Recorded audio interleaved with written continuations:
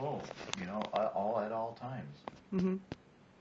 And she acted frustrated and decided that I would change what she had already undone. She just like totally didn't listen to me and removed everything, at least like 90%, because there's different wires and tubes and machine buttons to push and this, and you know, there's about 8 or 10 procedures to actually remove it.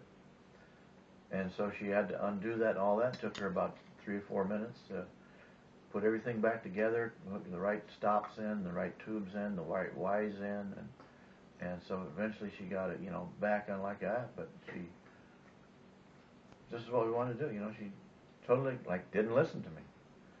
So anyway, she finally got that on. So he was resuming sleeping, and so about another 15, 20 minutes went by, and finally the doctor came in to, and we asked, you know, could you take him off the? Which doctor?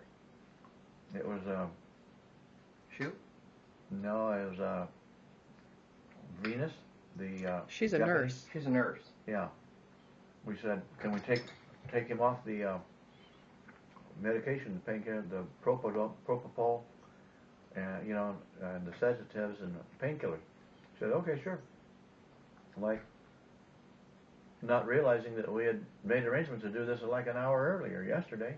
But anyway, she said, yeah, just give us a few minutes. We're just got things going. So anyway, about 10 more minutes came around, and she eventually got around to undoing it about close to about 11 o'clock. And she, you know, she stopped that medication. So it took him, Dad, about another, you know, 10 to 15 minutes to start regaining consciousness. But the first thing I noticed when I first walked in the door, before anything, I noticed some tearing right here. He had sleep in his eyes, really. Well, there's the sleep too, the solid particles around the Yeah. eye and on the eyelashes, but there was a little bit of watery Mm-hmm. tears right here that Mm-hmm. looked like tears. So, Oh yeah. and so Laura wiped that away and cleaned his eyelashes off and cleaned his ears, his eyelashes and everything, and then going back to where we started.